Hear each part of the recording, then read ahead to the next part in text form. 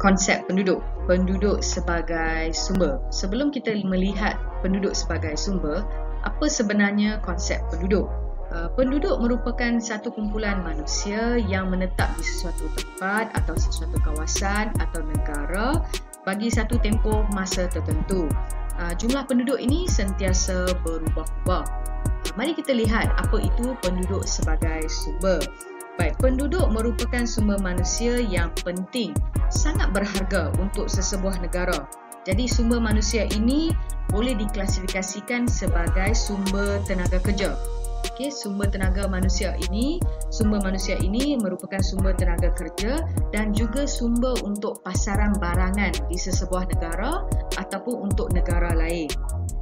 Manusia juga ataupun jumlah penduduk ini juga dianggap sebagai satu aset yang berharga dari segi ketenteraan.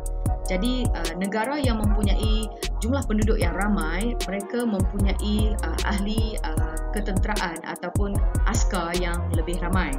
Jadi penduduk ini merupakan sumber manusia yang sangat penting dan cukup berharga bagi sesebuah kawasan ataupun juga negara. Dan sumber manusia ini di sesebuah negara ini boleh diukur dan dinilai dari segi kuantiti, dari segi struktur umur dan jantina dan juga kualiti. Kuantiti penduduk. Kuantiti penduduk merujuk kepada bilangan atau jumlah penduduk ataupun saiz penduduk di sesebuah negara, sesebuah daerah ataupun negara.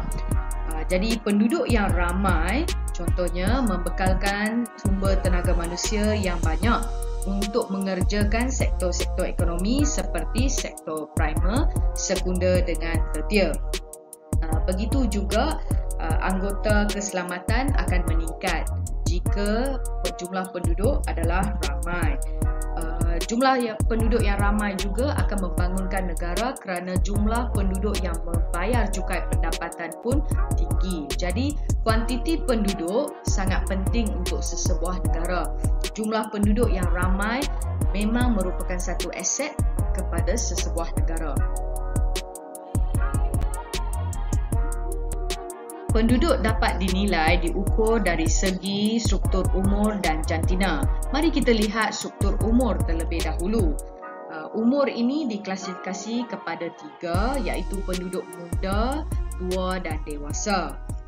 Kita lihat penduduk dewasa terlebih dahulu. Siapakah golongan ini? Golongan ini adalah golongan yang bekerja dalam sektor-sektor ekonomi dan juga mereka menyumbang kepada ekonomi negara tersebut. Maksudnya golongan yang bekerja lah. Okay, siapa pula penduduk muda ini? Penduduk muda adalah penduduk yang berumur daripada bayi yang lahir kosong hinggalah 18 tahun. Terpulang pada sesebuah negara untuk meletakkan umur ini. Jadi kita anggap sebagai 18 tahun. Mereka masih belajar di sekolah. Mereka masih di bawah tanggungan ibu bapa. Mereka belum menjadi tenaga buruh. Jadi penduduk muda ini kurang produktif, masih menjadi tanggungan kepada keluarga dan negara. Siapa pula golongan tua ini? Nama dia keras. Kita sebut sebagai golongan ataupun warga emas, tapi dalam geografi ini kita masih menggunakan perkataan atau golongan tua. Jadi siapakah mereka ini? Mereka juga adalah golongan yang tidak produktif dalam sektor-sektor ekonomi dan mereka menjadi tanggungan kepada keluarga dan juga negara.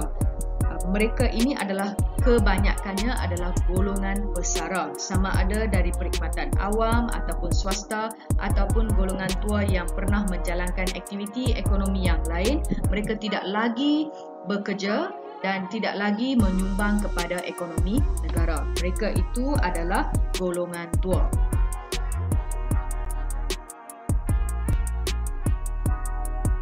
Mari kita lihat dari segi jantina penduduk.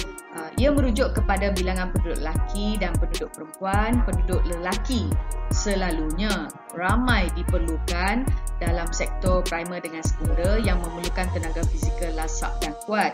Contohnya seperti perlombongan. Contohnya dalam ladang kelapa sawit, aktiviti pertanian.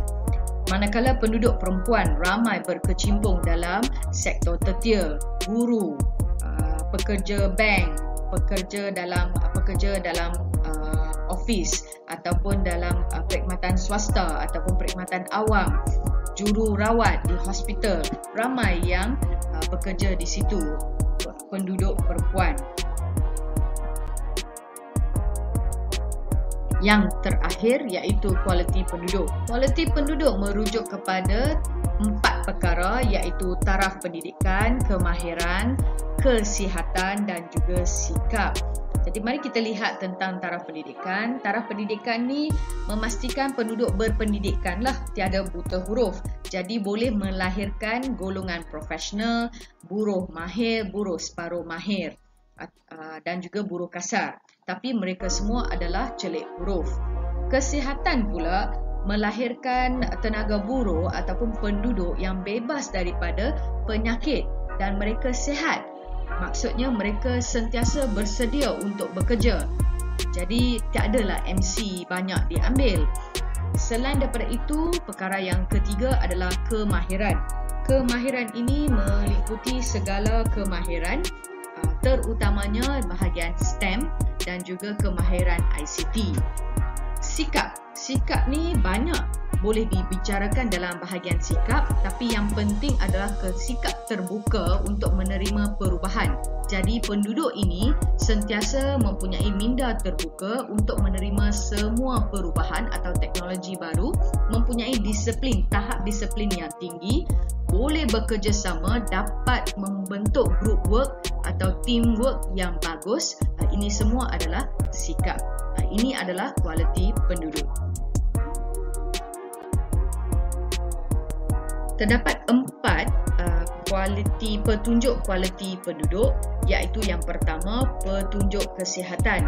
Nisbah doktor dengan pesakit adalah rendah, menunjukkan kualiti penduduk yang tinggi. Kadar mortality bayi ataupun kadar kematian bayi adalah rendah. Ini pun menunjukkan kualiti penduduk tinggi. Jangka hayat semakin tinggi. Contohnya, jangka hayat yang semakin tinggi adalah kematian berlaku selepas 70 tahun, 75, 80 tahun. Ini menunjukkan jangka hayat yang tinggi. Ini menunjukkan kualiti penduduk yang tinggi. Dan petunjuk yang terakhir adalah sikap dan nilai, iaitu semua pekerja mempunyai etika pekerjaan yang baik. Jadi ini adalah petunjuk kualiti penduduk.